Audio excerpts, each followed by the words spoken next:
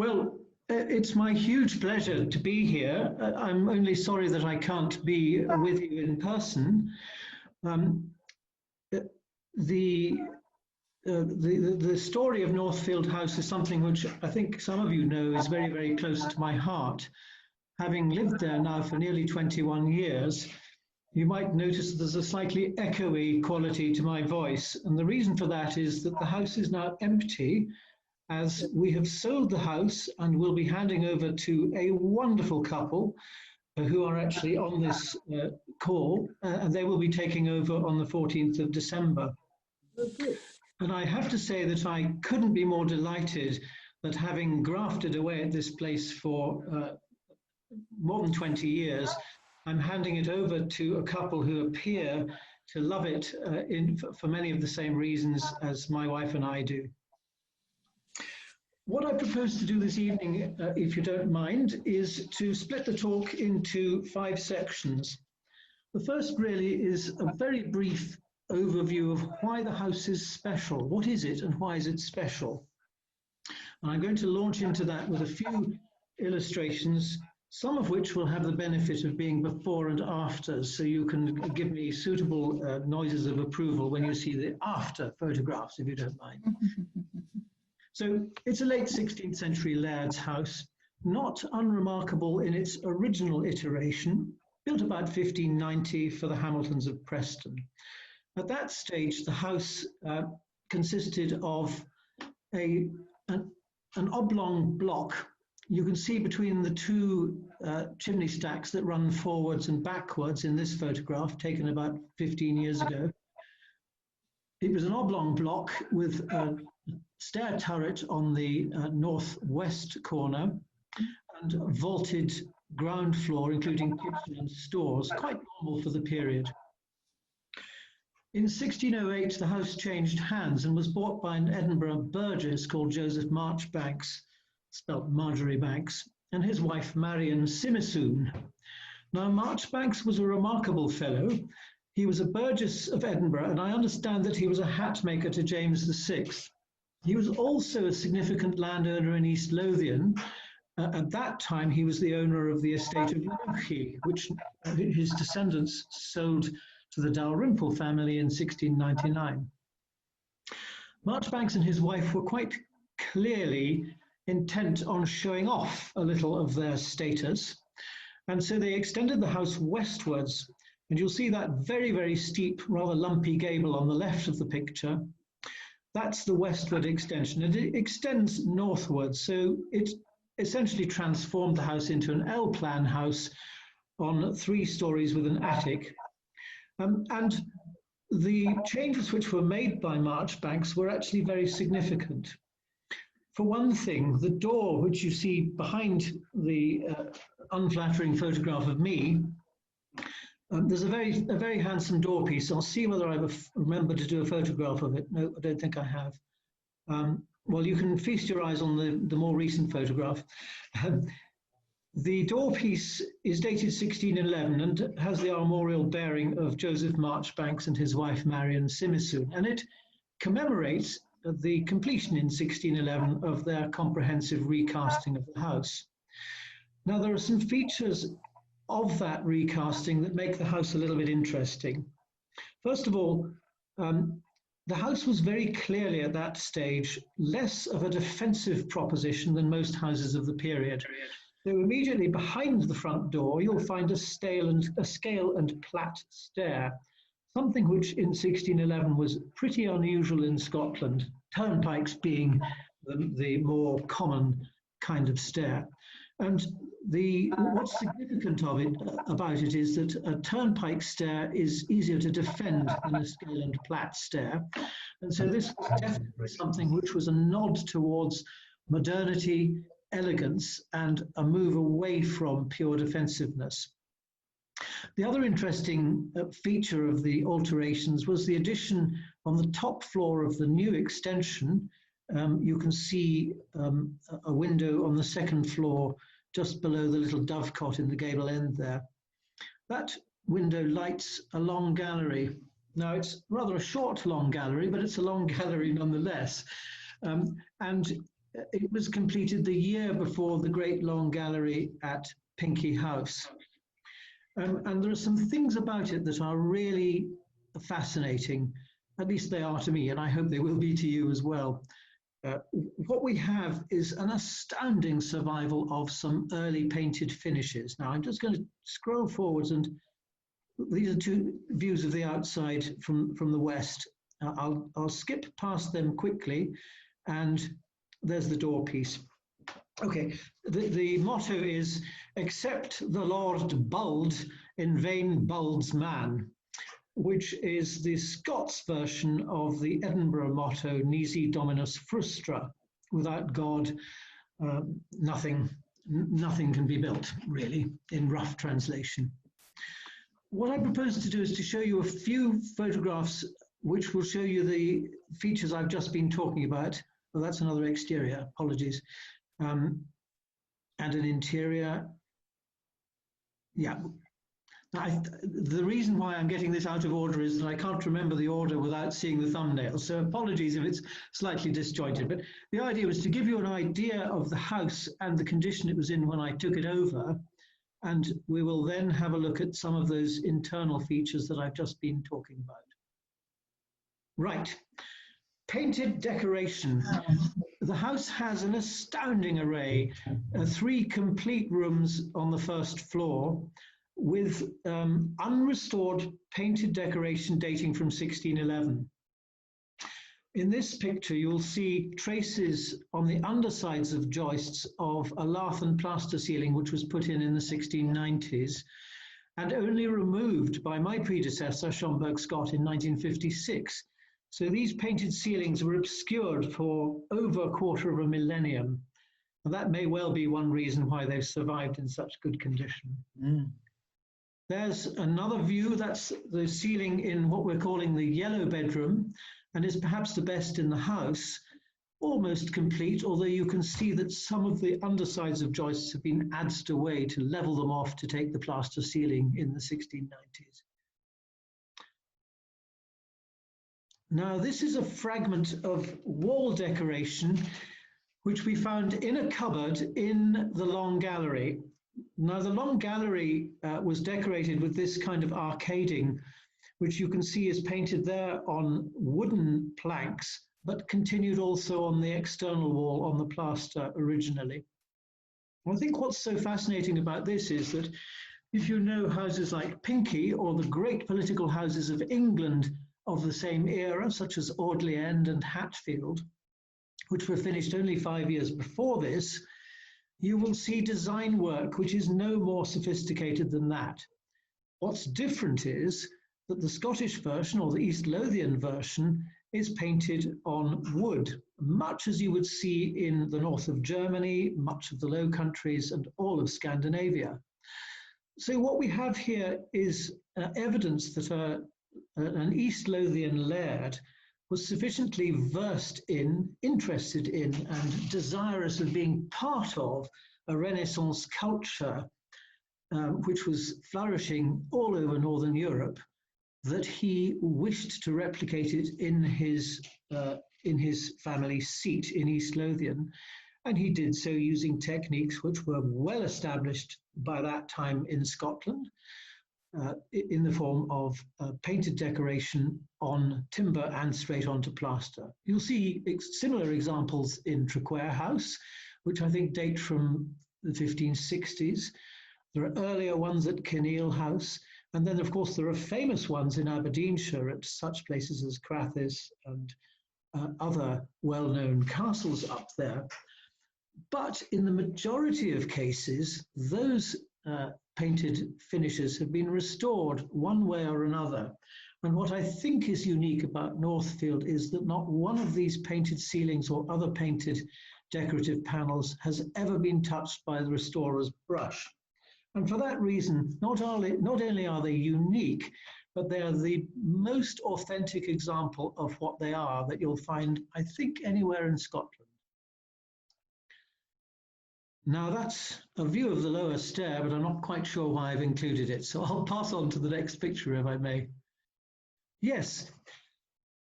Another fascinating thing about the house is that it went through many separate updatings or transformations to make it fashionable. But the house was never grand enough that it was doubled in size or burdened with a vast Victorian wing or a ballroom or anything like that. And that may well be why the house still survives. But what has happened is that over the centuries, incremental efforts have been made to make it more comfortable and more up to date. And this window is the very first of them. Most of you will know that sash and casement windows came to Scotland in the 1680s when the Duke of Lauderdale was in charge of remodelling Holyrood Palace for the King. Now, he was effectively Secretary of State for Scotland, and he hugely enlarged and embellished his house at Thirlestone. He also owned Brunston House, and his brother owned Hatton Castle in West Lothian, now sadly demolished. But one of the things that they brought to Scotland was the sash and casement window, and it completely transformed what Scottish buildings have looked like since. And what's lovely about this one is that it's a very, very early example. I would put the date at somewhere between 1695 and 1710. It's made of oak. It has no parting beads, so the sashes simply slide against each other. But it's been there working and still works perfectly some 300 years later, which I think is an extraordinary achievement for any piece of joinery, especially in this climate. There's also some very pretty ironmongery on the shutters, which you can't see in the photograph, but they're exactly of a piece with the window. Now, kitchen, God. That was the kitchen after we stripped out all the melamine panels and damaged plasterwork and opened the fireplace up. It was a bit of a state. I think the brightest thing in the picture is my friend's dog's eyes peering out from the fireplace there. But before I go on to that, what I'd like to do is just say a very quick word about the history. The house was built for the Hamiltons of Preston, who were the local lairds and who occupied Preston Tower, now a ruin just a couple of hundred yards from Northfield House. They were quite a powerful family and quite wealthy, and we think that Northfield House might have been built either for a sibling or as a dower house, but I hadn't searched exhaustively to try and find out exactly what its relationship with Hamilton House was. It's a slightly odd layout in the sense that you have a medieval castle with a 17th century belvedere on top, and then Northfield House a century later, and then Hamilton House, an early 17th century mansion, all within 50 yards, and they all belonged to members of the same family. So it's a little bit unusual to have houses of this status clustered together. But anyway, it was the Hamiltons of Preston. Very soon, though, after the house was built, it was sold to Joseph Marchbanks and his wife. And the Marchbanks family owned the house for about 100 years and sold then to a family called Nisbet in 1703. Thereafter, the house changed hands and was bought by the Syme family, I think in 1746. Interestingly, there's no mention of the house whatsoever in any account of the Battle of Prestonpans. And I think either the Symes or the Nisbets were canny Scottish lawyers, and they probably decided to retreat to Edinburgh to await the outcome of the battle before pinning their colours to the winning mast. And so the house doesn't feature in the accounts of the battle at all, and mercifully it wasn't damaged.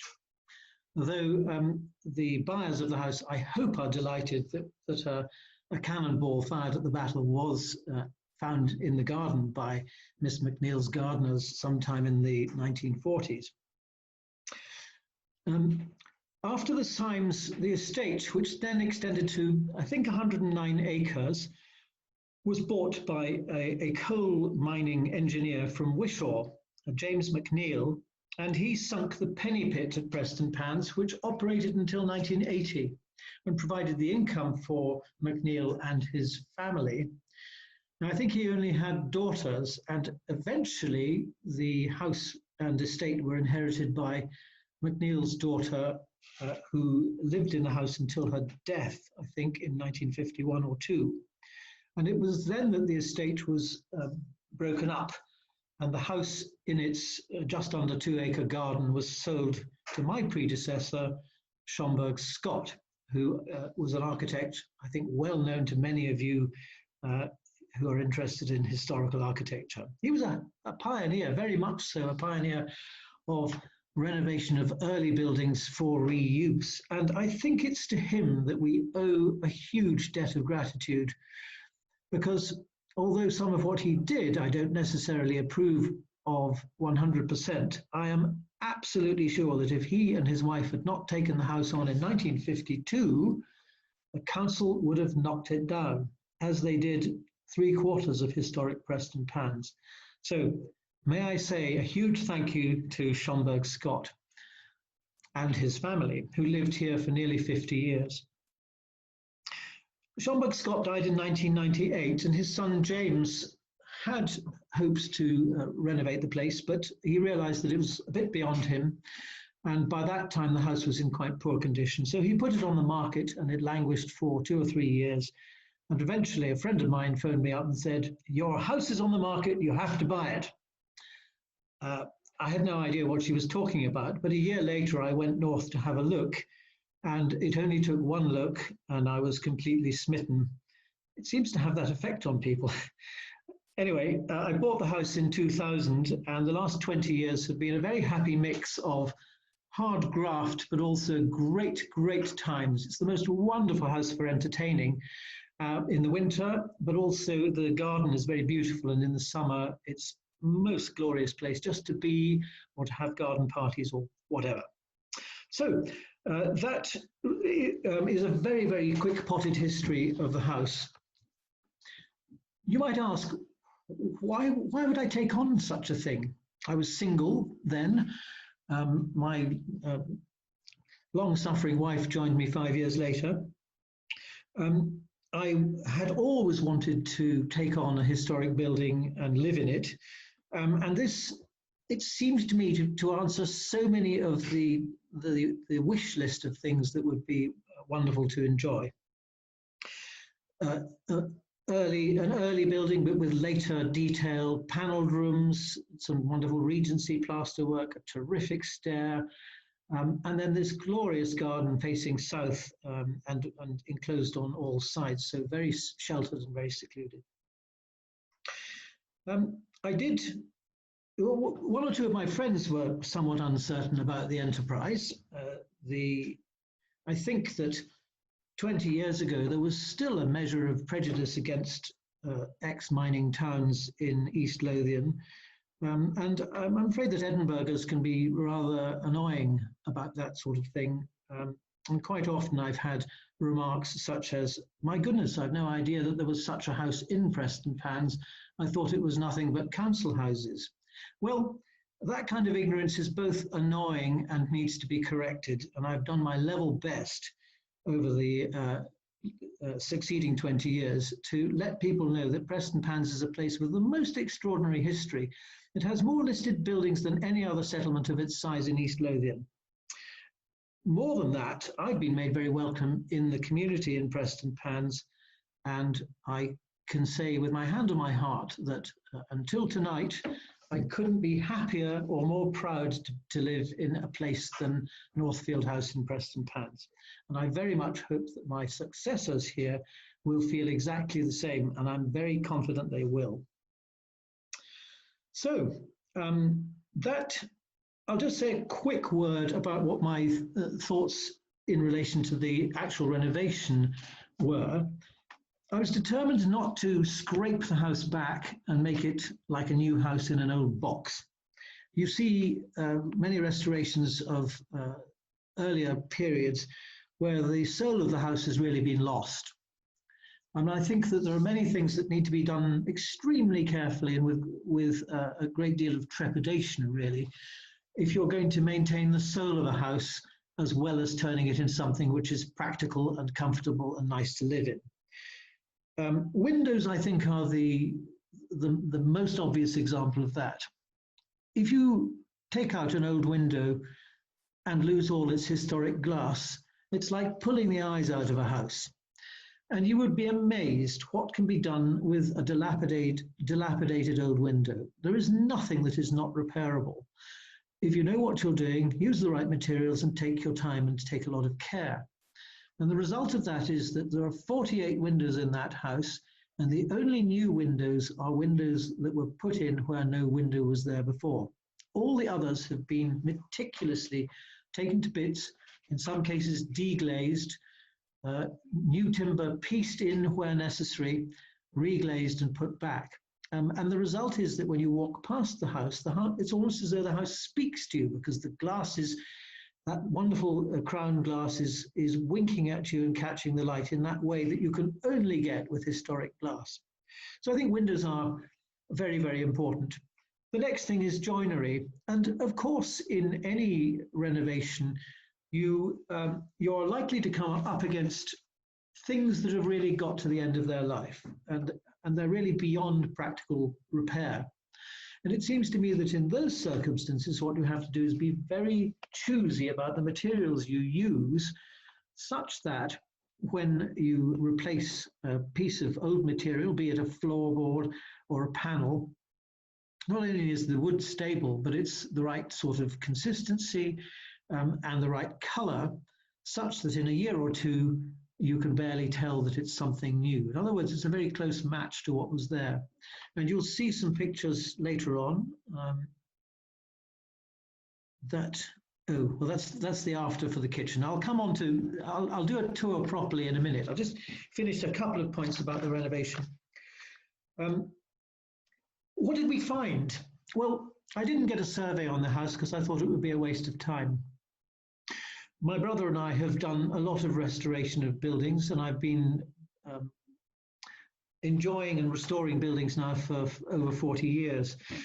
So we felt that there was nothing that we wouldn't be able to spot that would be spotted by a surveyor. And if we couldn't spot anything that gave us the heebie-jeebies, then it was unlikely a surveyor would. So we had a good old look, and we discovered that the house has its original roof, the most extraordinary structure, beautiful Baltic pine trees, roughly squared, and then mortised and tenoned and pegged with wooden pegs.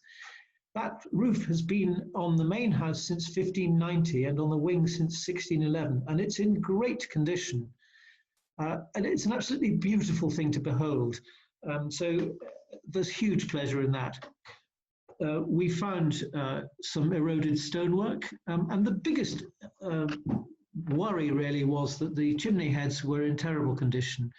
Having been rebuilt sometime in the early 19th century with Musselburgh stone, they had eroded to powder, and in one case there wasn't really much left, more than the harling on the outside with a few stones along the top. So that was really quite a big undertaking on the exterior.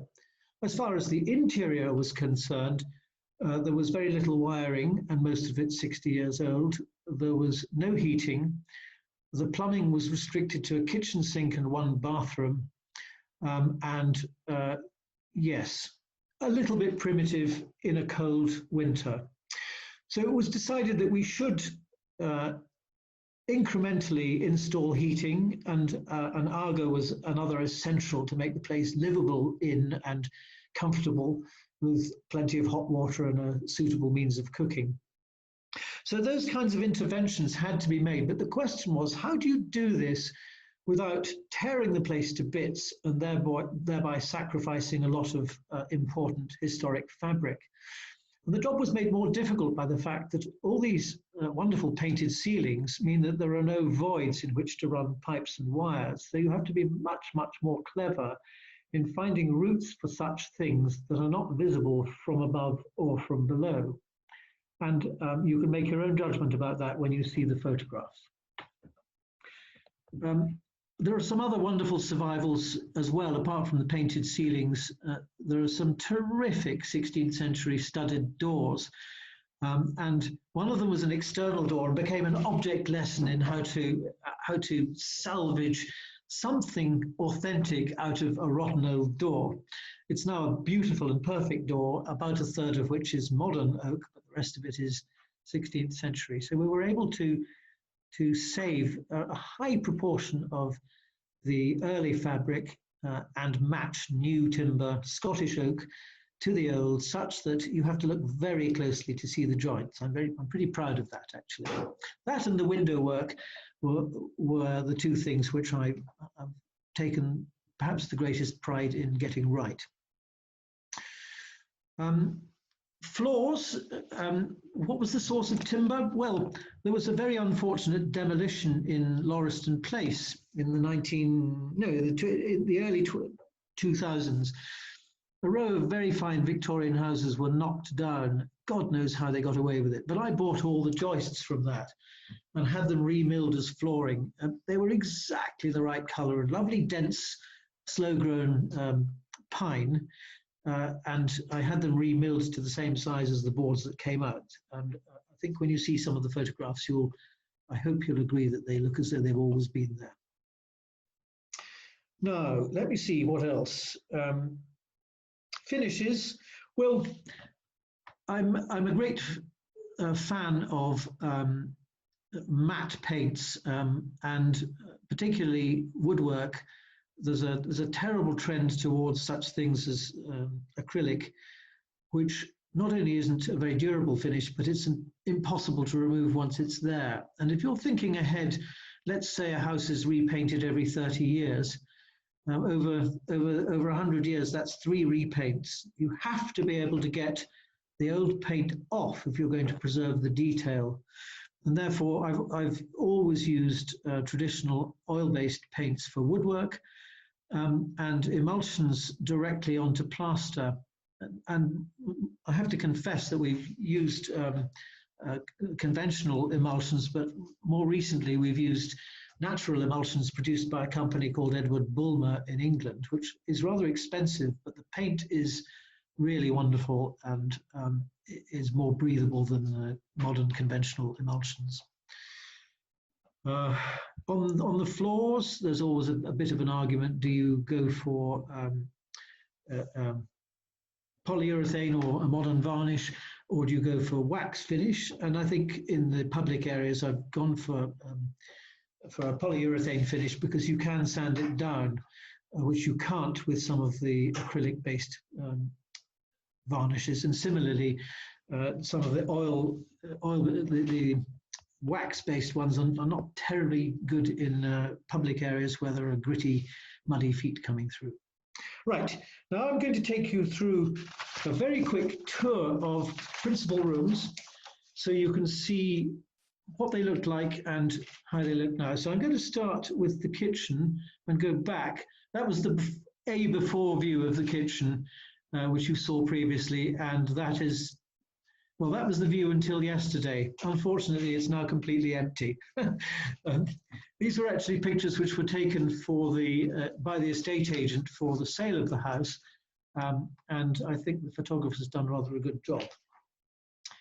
Next, we're in an entrance hall, which is part of what was the original Great Hall of the house. The Great Hall was divided up in about 1690 into an antechamber and now what's a dining room. And we're just in the antechamber looking through into the dining room.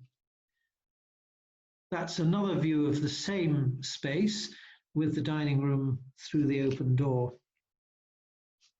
Now, I can't really tell whether I'm giving you enough time or not. So if I see grimaces or protesting looks on any of the faces, then I'll know I'm going too fast. And that's a view of the same. You'll see in that picture the wonderful studded oak doors, which date from the 1590s. That door on the right, the one that's standing open, is held on by enormous wrought iron hinges, which are nailed to the door, and those nails have never been removed. Now, because of the way it was built, you cannot remove that door without taking the hinges off the door. Therefore, I can say with confidence that that door has been hanging and swinging for 440 years, and it's dead square, and it's in perfect condition. Now, if I were a joiner, I'd be pretty happy thinking that something I had created with my own hands was going to be functional 4 centuries after it was created. I hope you agree. Next, that's a Regency stair. I suppose I should have gone a little bit into the other changes in the building. The first major change was in the 1690s when the early windows were changed to sash and case windows. The Great Hall was divided up, and the rooms upstairs were recast in a more homely and fashionable style with panelled bedrooms and so on. What you see here is a very elegant stone cantilever stair put in the 1820s.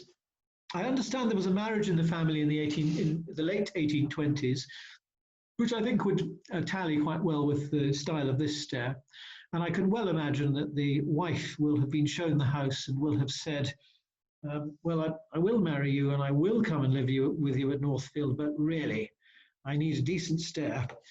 So that, I think, is the result of that change in family status.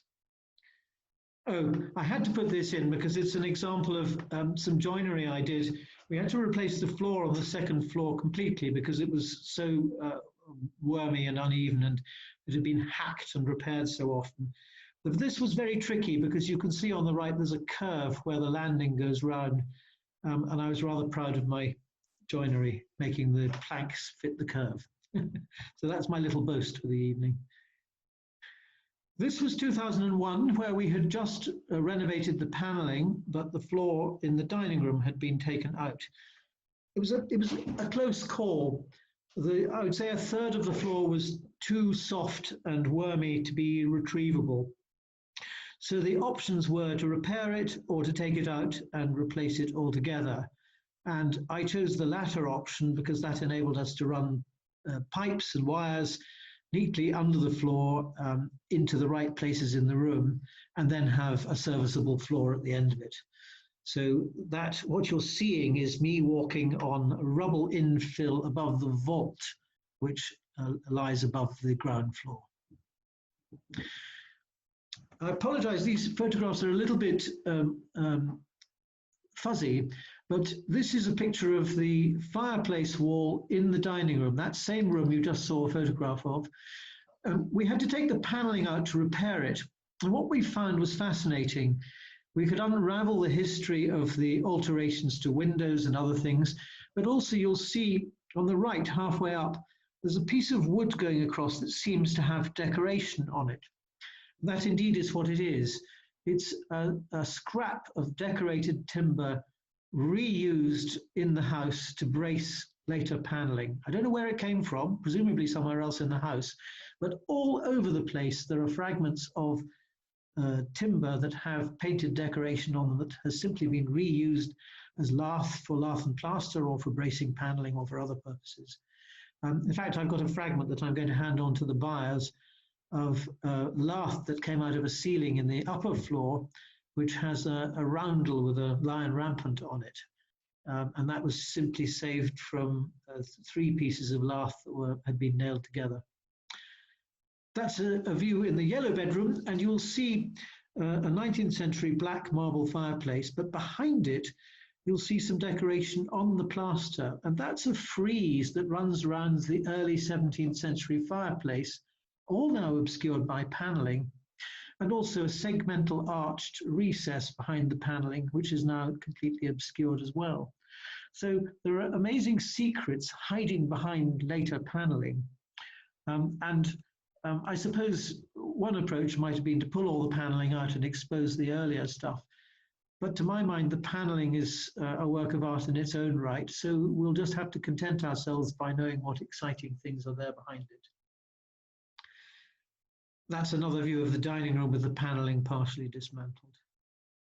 And the same again. Now now we've got some after photographs.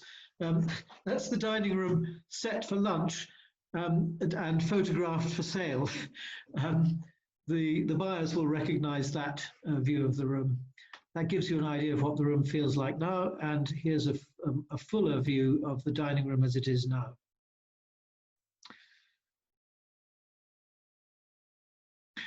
Not the most enormous room in the world. It's about 22 foot by 15.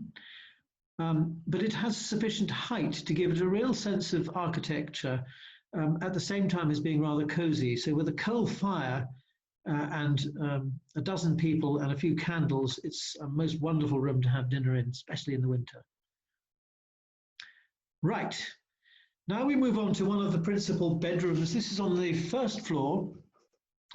And once again, you can see it has one of these extraordinary painted ceilings. That was covered up like the others in the 1690s and then re-exposed in 1956. I'm just wondering whether you can see, I think there's another photograph that shows better a fragment of wall decoration, which will give you, yes, will give you an idea of what the room looked like in 1611. It's pretty overwhelming, to be honest, even for my lush taste. But the whole of the room was decorated in that painted way, with on that wall a hunting scene. To the left of the hunting dog, there's a hoofed animal, and below it, an animal, or the rear end of an animal with a brush. That's all that survives of the painted decoration on the wall. So it's a fragment, a glimpse, if you like, of what the room would have looked like and felt like in 1611. I think I might have forgotten to mention what the medium of the paint is. It's egg tempera with, so I think that's egg albumen mixed with pigments and then done freehand. And apparently it was very, very widespread in Scotland, and there were a few itinerant families who constantly went around the country painting people's houses. That's an example of the sort of intervention we had to do in panelled rooms. In the yellow bedroom, which we'll see a better picture of in a minute, the problem was that the woodworm had gone right down the edge of the panelling so that the panelling was popping out. So I had to pull the panels out, cut off the wormy wood, glue new wood onto the edge, plane it down, and put it back in so that it would be retained by its mouldings. The result is that. A very pretty room which faces south and overlooks the garden, and has been a comfortable respite for many, many visitors from all over the world. You'll see in this picture there's a rather large recess that the bed sticks into. It's actually a buffet recess because this was once the dining room. About as inconveniently placed as it could be, being at the opposite end of the house from the kitchen. But hey, I suppose if you had staff to carry the food or didn't mind congealed bacon and eggs, you could live with that. Now we go up a floor to the, I'm calling it the master bedroom, but it's just because it's the master's bedroom. At this level, the house is much less grand. The ceiling height is about 9 feet. But what's lovely about it is that it was refitted in the 1690s, so it has a lot of terrific early woodwork, including this little door, which formerly led into a dressing room. And you can see the lugged architrave and some rather pretty panelling and detailing. Now, every last bit of that panelling had to be taken out and be repaired and put back, and the floor had to be replaced as well. So it was a smallish room, but a huge amount of work. That's another view of the same room. And you can see just very, very simple but generous late 17th century woodwork. Another view. Now that's the only fireplace in the house that doesn't work, I'm ashamed to say. And it only doesn't work because I never got round to opening it up. But all the chimneys are now open and working. So I shouldn't have shown you that. Incidentally, we chose the blue and white chinoiserie paper for a couple of reasons. The first intention was to hang these upper bedrooms with cloth. We'd found evidence that they were all cloth hung in the 1690s, but it's very difficult to find cloth that's durable and affordable and attractive. And my wife spotted this wallpaper, and I thought, well, if this was a room of the 1690s, that's more or less the time when Chinese export ware first came into Scotland. So let's go Chinese in here. And you'll see there are a couple of plates on the wall that are actually mid-18th century Chinese export ware. Oh, I think you've probably seen enough of this room. That's another view of the same room. Okay, another bedroom here. This is the one in the middle on the second floor. And the reason I include it is not because it's very similar to the room you've just seen, but because when we were renovating this room, I had to take the paneling out. It was in such awful condition, and I had to rebuild it completely. And when I did, I found that there was not one, but two previous fireplaces still intact behind the paneling. So behind that very elegant mid-18th century style fireplace, which I incidentally made out of scrap, is a gigantic 16th century fireplace in perfect condition, just sitting there. It's been sitting there since the house was built and has been obscured by later attempts to make the house more fashionable and more comfortable. And that's one of the real thrills of Northfield House, where you have layers of fabric which take you from the end of the 16th century right up to the present day. Now we move to the long gallery, or the short long gallery. Long galleries were invented as a means of providing exercise in the winter. I'm not sure you'd get terribly fit walking backwards and forwards along this room, since it's 33 feet long. It started life with a barrel vaulted wooden ceiling, which I'm sure was covered in painted decoration, much as the other ceilings in the house were. But I think by 1700 that had probably gone. And at the same time as the Regency staircase was put in, a decision was made to try to make this a more modern and fashionable room. Now, you can see the plasterwork is fairly typical of the time, pretty austere, but with a lovely barrel vault, which means the room has a decent height, even though the eaves of the house are 7 or 8 feet below the ceiling. So the ceiling goes right up into the steep roof. It doesn't look like a Regency drawing room in any way, shape or form, but I have to say I think the outcome is quirky and charming, and I wouldn't have it any other way. The fireplace is interesting. It came from Woolmet House in Midlothian, which was blown up in 1954, I think. And all that's left of lovely Woolmet House is that fireplace and surround and overmantel, which Schomburg Scott saved from the wreckage and brought here to Northfield. That's another view of the same room, just to give you an idea looking the other way. So we're looking now more or less due north, from which there is a great view of the Firth of Forth. And the same again. And the same again. You can see a 21st century interloper there on the table in the form of a telly. Right. Now we're going to go on to the garden. We think that the garden reached its current layout in about 1830. That looks like the age of the magnificent weeping ash tree that stands in front of the house. Schomburg Scott and his wife were very, very keen gardeners, but by the time they were getting on a bit in years, the garden was taking them over rather than the other way around. And by the time I came to the house, it was essentially like this. It was completely overgrown with brambles, trees in borders, you name it, a really dreadful mess. And I was pretty daunted, I have to say. And it was my mum who came to my rescue. She came down for an afternoon and she said, we're going to do one small border. And when you see what the two of us can do in an afternoon, you'll realize what you can do in a couple of years. And she was right. So that is the same view today. Well, not today, a couple of summers ago. Today the view is somewhat less leafy. What else did I want to say about the garden? Yes, well, I mean, one needs to be practical. The garden's just under 2 acres, and I think most of you will know how quickly things grow in the spring in East Lothian. is very fertile and the climate's pretty good. So it's quite a big garden to keep on top of, but it is the most heavenly place to be.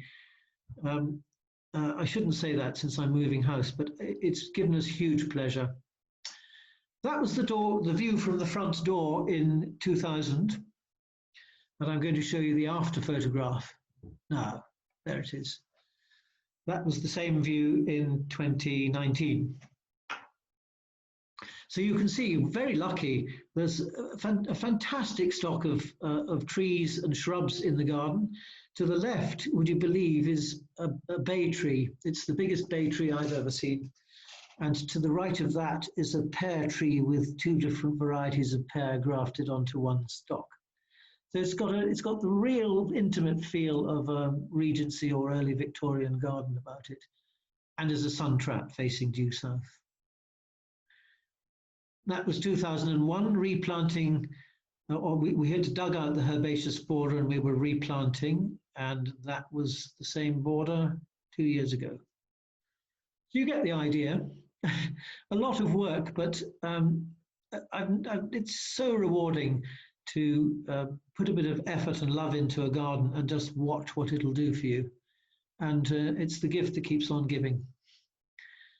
That's the yard of the house. I think you saw a very, very dowdy photograph of the same thing at the beginning of the talk, and now you get the idea. And another little view of a border. That was the border my mum helped me with when I was terrified of what to do with the garden in 2001. There are now, the roses have grown up a bit since then. And that's the front door as it is now. Another view of the area to the front of the garden. As I say, a complete sun trap. The little trees either side of the front door are now about 8 feet high and produced over 100 ripe pears this summer. So they've done very well.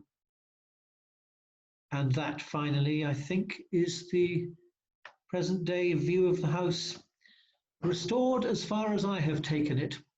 I have to say that the ground floor we have left. I used it principally as storage and workshops, and perhaps that's where the new owners will have some fun stamping their own authority on the place. But anyway, I suppose what I'm trying to say is that I couldn't be more happy to have spent 20 years here. I couldn't be happier to be handing it on to the wonderful couple who are taking it over.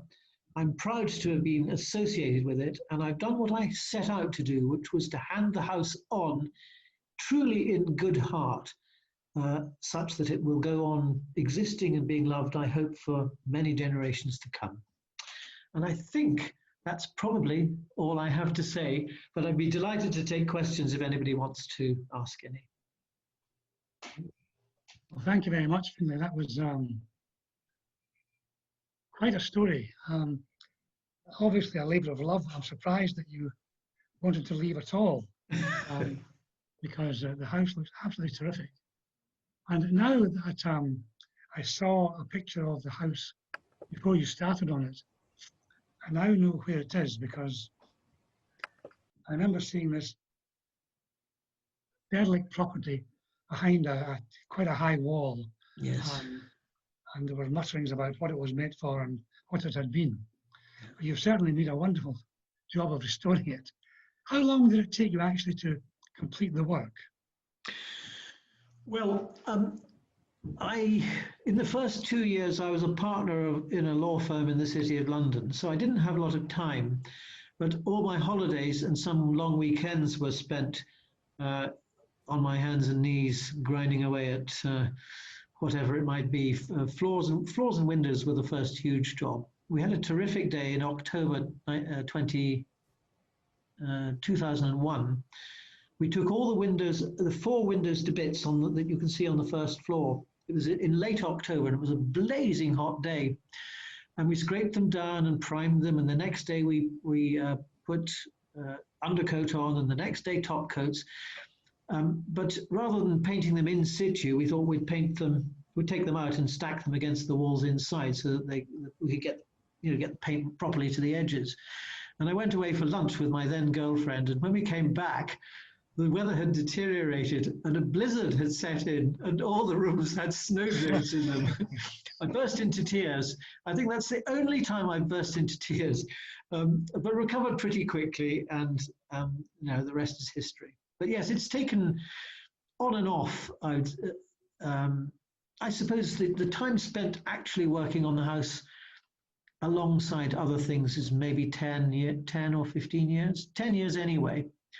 The last 3 years were very intense because we overhauled the roof. I rebuilt the 3 chimneys. I also rebuilt that gable end, or the top part of that gable end on the left. I put new masonry in on the dormer windows. You'll see some of that masonry is new, and then a lot of lintels and sills I replaced, and I'd cut and dressed them all myself. It nearly killed me lifting some of these bits of stone up, and I did get help with that. But I think that's one of the things you don't realize with a house of this age. You're used to looking at the new town and you see a chimney stack 60 or 70 feet up, and it's 2 feet thick. The chimney stacks here are 3 feet thick, so they're half again the thickness. And the chimney stack that you see in the middle of the house is 24 feet high. It's enormous. So just the quantities of material and the size of the blocks was something to reckon with, I have to say. Well, there was one more thing I wanted to ask you before. Yes. Being in a mining town, was there any sign of settlement at all? No, there's never been any mining under the house. I got a coal report before buying the place, and it's perfectly clear from there that whatever mining there was under this part of Prestonpans is many hundreds of meters down, and so far down that it doesn't affect the surface. Having said that, there was mining on the estate and further north in Prestonpans, in parts of the town that were built in just before the Second World War and just after. You do occasionally see cracks in the pavement and movement, but luckily the laird thought it injudicious to mine under his own house. Right. Well, thank you for those answers. Would somebody else like to ask some questions of Finlay? Yes, I'd like, yes. Oh. Far away. Finlay, is yes. Cecilia? Yes. About the painted walls and painted ceilings, do you have the impression that the colours were much more vivid originally, although they've been obviously concealed all this time and therefore saved? The colours have faded, do you think? I mean, I was thinking of sort of, like classical, like the Parthenon, and it was very bright colours. And yes. Is that your impression of how your painted ceilings and walls were as well? Well, I'm not an expert on the subject, but my feeling is probably not, because the painted ceilings are all 3 feet or more above the height of the windows, so they never get any direct sunlight. And whereas the fixing, or rather the medium for the pigments is an organic substance, the pigments themselves are minerals. And whereas I'm sure that there's been some paint loss over the years, and certainly in the dining room there's a darkening generally because of the use of coal fires and whatnot, I don't think that the colours were greatly more vivid than they are now. But I might be wrong. That's just my own hunch. They're quite earthy colours. The blues may have faded a bit. I think that's the one colour that does fade. Thanks. Right. Finlay? Could I ask a question? Yes. As you go along the main road, there is Ducat. Was that part of the policies of the house originally? Yes, it was. It was only separated from the house in 1951. Oh, right. There were market gardens. In fact, the estate was worked as a market garden by Miss McNeill all through the first half of the 20th century, and even after she sold the house, I think I said something wrong. She didn't die at that point. She retained the land and sold the house with garden, and bits of it was sold off piecemeal for development, but the remainder was still worked as a market garden and right up until the 1960s. Thank you. Finlay, can I ask if Historic Scotland had any input into your restoration? And Yes. Giving you advice and so forth. Well, it's an interesting one. I've got some close friends in Historic Scotland, and I thought that to set off on the right foot, the right thing to do was to invite the whole inspectorate down for a great big lunch. That's a good idea. And in those days, they were allowed to do that. I don't think that's permitted anymore. And No, it was sure not. a big and delicious and boozy lunch, though I say it myself. And what I did in advance of that was to print up 2 foolscap pages of the operations that I wished to carry out on the house in order to show them and say, look, these are my ideas. Which of them, if any, do you disagree with? And do you have anything you want to add? Well, to be honest, they weren't in a particularly technical mood after the lunch. We had a nice walk around the house. They basically said, look, looks fine to us, you just get on with it. I think part of the reason for that was that they could see something of what I'd already done. And I explained that I wanted to intervene as little as possible. And I think then as now, they're very hot on preserving historic fabric, repairing.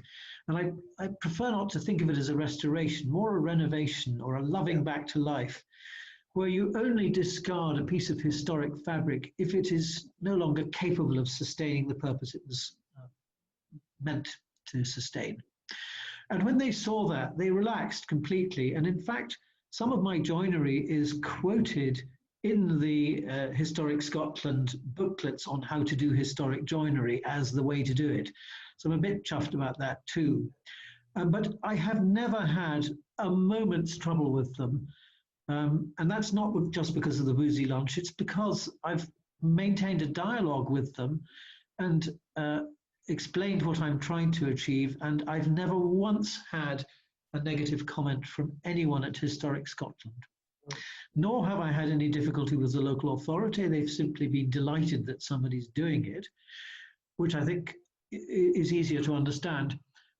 More interestingly, perhaps, there is a conservation agreement on the house with the National Trust for Scotland.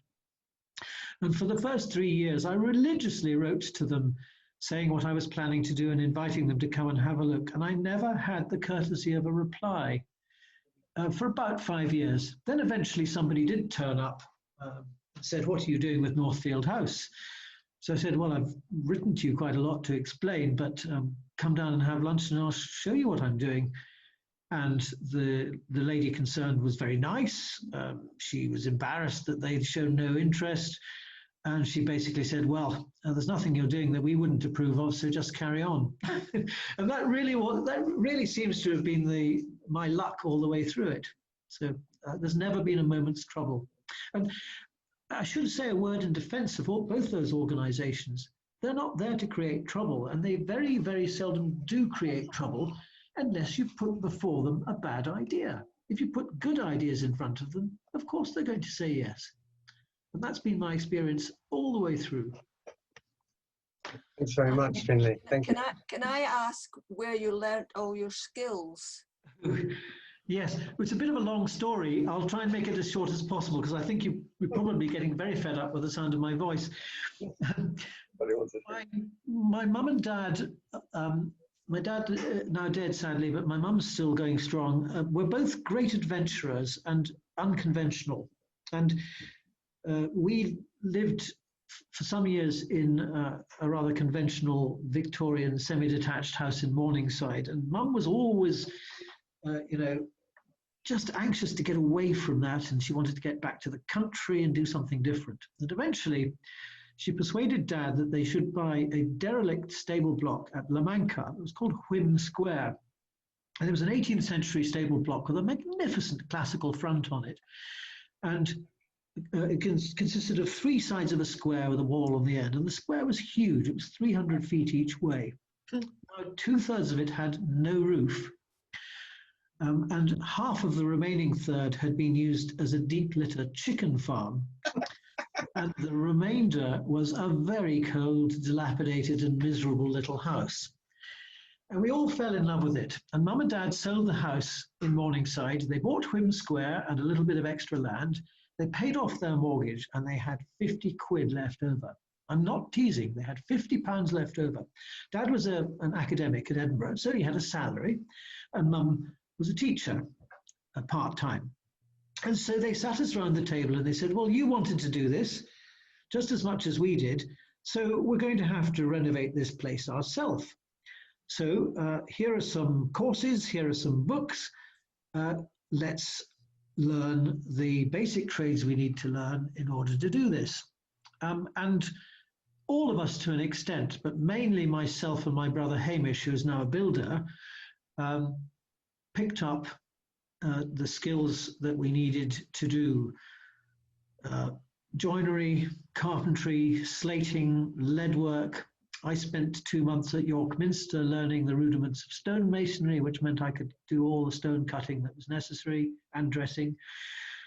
Glazing, that's not very difficult. Wiring, that's not very difficult. Plumbing these days, that's really easy. So, well, what else is there? That was it. We just learned. We learned on the job, and we got really good at it. I have to say, I mean, I think some of the stuff I did 30 years ago isn't as neat as what I would do now, but it was fine, better than any tradesman. And in fact, we managed to impress the grant-giving authority. It was the HSBC in those days, and we were the first and only example of a category A listed building which was restored with grant aid, where the family was the contractor. So that's where I got the experience, and I think you have to combine that with an incurable virus or something which makes you want to do it. Being able to do it is one thing. Wanting to do it and live in dust and discomfort for all this time really is a disease more than anything else, I'd have thought. Okay. Are you giving lessons by any chance, Lockie? Are you taking classes to teach us DIY? Well, if I had time, but bear in mind, I'm now in my 62nd year, and I've got this enormous project at Drummore ahead of me. It has twice the number of rooms that Northfield has, and it's in far, far worse condition structurally and otherwise than Northfield ever was. It's got 34 rooms, and I think only 7 of them have a complete ceiling and floor. Some of them have no ceiling, some have no floor, some have neither.